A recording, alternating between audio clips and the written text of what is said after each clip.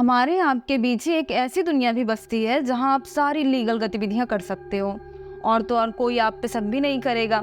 जैसे drugs, weapon, stolen data, ऐसे तमाम इलीगल चीजें कुछ ही क्लिक में आप ऑर्डर कर सकते हो, उतनी ही आसानी से जैसे आप फ्लिपकार्ट से सामान मंगाते हो। यहाँ आप लाइव टॉर्चर की पेड स्ट्रीमिंग देख सकते हो, लाइव मर्डर की पेड स्ट्रीमिंग देख सकते हो। किसी को भी किडनैप करवाने या किसी का मर्डर करवाने के लिए लोगों को हायर भी कर सकते हो। और तो और फ्रॉड, ब्लैक मार्केट से hacking, pornography, illegal blogs, abuse, ऐसी और भी तमाम चीजें। ये सब किसी मूवी के सीन जैसा लग रहा होगा, है ना? लेकिन ये सब सच है और अभी भी एक वेब पे हो रहा है। And the web is known as dark web. Investigators called a dark web fraud scheme. 34-year-old Wade. The 23-year-old Rui Siang Lin allegedly operated a $100 million dark web narcotics operation called the Incognito Market. As per reports, the leaked data is now available on the dark web and is being sold for as low as $2.17. What they call the largest international operation targeting fentanyl and opioid trafficking on the dark net. That includes holding accountable the drug traffickers who use the dark web. तो है everyone, मैं मानसी मौर्य और आज हम बात करेंगे dark web के regarding. Dark web internet की एक ऐसी दुनिया है जो जितनी आकर सके उतनी खतरनाक। अक्सर इंटरनेट को आइसबर्ग से कंपेयर किया जाता है और इसे 3 पार्ट में डिवाइड किया जाता है: surface web, deep web and dark web. Surface web जो हम रोज यूज करते हैं, और सरफेस वेब इंटरनेट का सिर्फ 5% हिस्सा है। 2400 घंटे इंटरनेट चलाने के बावजूद हम सिर्फ 5% ही इंटरनेट चलाते हैं। एक्चुअली हम इंटरनेट का सिर्फ 5% हिस्सा एक्सेस ही कर सकते हैं। सरफेस वेब पर जो कुछ भी होता है वो गूगल पर इंडेक्स्ड होता है, लेकिन आपने अपने फ्रेंड को क्या कुछ सेंड किया है ये तो आपको नहीं मिलता है। इवन किसी सेलिब्रिटी की पर्सनल डिटेल जैसे उनका बैंक अकाउंट, उनका आधार, उनका पैन या उनका फ़ोन नंबर, ये सारी चीज़ें हमें नहीं मिलती हैं, है ना? क्योंकि ये सारी इन्फॉर्मेशन डीप वेब में होती हैं and deep web information is not indexed for the public.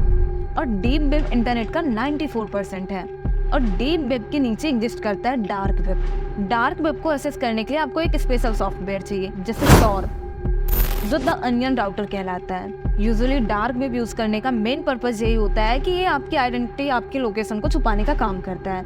जब आप किसी सामान्य ब्राउज़र जैसे गूगल, क्रोम, फायरफॉक्स ऐसे किसी भी वेबसाइट पर जाते हो तो ये आपका कंप्यूटर वेबसाइट के सर्वर के साथ डायरेक्ट कनेक्शन बनाता है, जिससे कोई भी व्यक्ति आपका और आपके सर्वर दोनों का आईपी एड्रेस पता लगा सकता है और आपकी गतिविधियों पर निगरानी रख सकता है।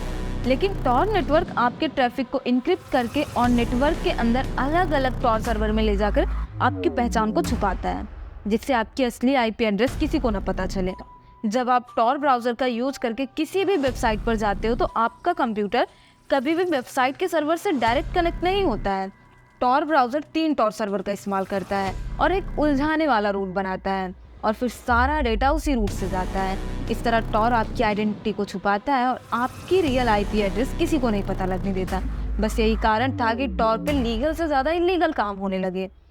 लोग ड्रग्स और हथियारों की बिक्री करते टॉर पर कुछ वेबसाइट क्रेडिट कार्ड का चोरी किया डेटा तक बेचती हैं। इलीगल पोर्नोग्राफी, मानव तस्करी और किसी पर हमला करने के लिए लोगों को हायर करना। और इन सब के अलावा रेड रूम को डार्क वेब का सबसे भयावह हिस्सा माना जाता है। रेड रूम एक लाइव स्ट्रीमिंग प्लेटफॉर्म है जहां रियल टाइम में लोगों को नेक्स्ट लेवल टॉर्चर और वायलेंस दिखाया जाता है, इवन मर्डर भी। व्यूअर्स क्रिप्टो करेंसी के थ्रू पे करते हैं और इन वीडियोस को देखते हैं और कुछ रिपोर्टर्स के मुताबिक वो पैसे देकर इन एक्ट्स को कंट्रोल करते हैं और इंजॉय भी करते हैं। किसी की हत्या को कोई इंजॉय कैसे कर सकता है, वो भी पैसे देकर?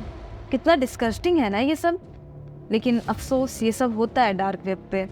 जब यहाँ पे इतना सब कुछ इलीगल हो रहा है तो इसका यूज इलीगल क्यों नहीं कर दिया जाता, या फिर ऐसा मीडियम बनाया ही क्यों गया? एक्चुअली डार्क वेब की शुरुआत अमेरिका ने की थी। अमेरिकी सेना ने पूरे विश्व में मौजूद अपने एजेंट के साथ खुफिया जानकारी शेयर करने के लिए डार्क वेब बनाया। लेकिन कम लोगों के डार्क वेब पे होने से गुप्त सूचनाएं आराम से पकड़ी जा सकती थी, तो इस कारण एनोनिमिटी बनाने के लिए डार्क वेब को आम जनता के लिए भी जारी कर दिया गया। और आज भी लीडर्स, जर्नलिस्ट सीक्रेट मैसेजेस के लिए डार्क वेब को ही यूज़ करते हैं। अब ये सब जानने के बाद as a human beings curiosity तो होती है कि टॉर ब्राउज़र को ओपन किया जाए और डार्क वेब की रियलिटी देखी जाए। लेकिन फिर याद आता है डार्क वेब से तो दूर रहने के लिए बोला जाता है, लेकिन क्यों? जस्ट सपोज आप फ्लिपकार्ट से कुछ मंगवाते हो, आप पेमेंट भी कर देते हो, लेकिन आपको आपका ऑर्डर डिलीवर ही नहीं किया जाता है। तो आप फ्लिपकार्ट की कस्टमर सर्विस से बात करते हो, लेकिन फिर भी चीज़ें हैंडल नहीं होती हैं, तो आप पुलिस कंप्लेन कर सकते हो और उनके आईपी एड्रेस के थ्रू उन तक पहुंचा जा सकता है और चीज़ें कंट्रोल करवाई जा सकती हैं। लेकिन क्या हो जब आप किसी इलीगल या लीगल चीज़ के लिए डार्क वेब पे ऑर्डर करते हो और आपने पेमेंट भी कर दिया है, पर आपका ऑर्डर आपको मिलता ही नहीं है, तब आप क्या करोगे? अब तो आप पुलिस कंप्लेन भी नहीं कर सकते हो। एक्चुअली पूरा डार्क वेब स्कैमर से भरा पड़ा है। यहाँ ड्रग्स, वेपन और भी लीगल चीज़ें बहुत कम दामों में दिखा के आपको लालच देंगे और आप पेमेंट भी कर देते हो, लेकिन आपका सामान डिलीवर ही नहीं होगा। क्यों? क्योंकि उन्हें पता है कि ना तो कोई उनके अगेंस्ट कंप्लेन करेगा और ना ही किसी को उनका आईपी एड्रेस मिलने वाला है। और रेड रूम जैसी चीज़ें तो आपकी मेंटल पीस तक छीन सकती हैं, तो डार्क वेब से दूर रहने में ही भलाई है। और तो और अमेरिकी सुरक्षा एजेंसी FBI डार्क वेब पे कड़ी नज़र रख रही है और इनलीगल सर्विसेज को बंद करने के लिए प्रयास भी कर रही है। तो फ्रेंड्स, आज के वीडियो में बस इतना ही, और अगर आपको वीडियो अच्छा लगा है तो प्लीज़ लाइक करके जाइएगा, फ्रेंड्स के साथ शेयर करिएगा, चैनल को सब्सक्राइब करके जाइएगा।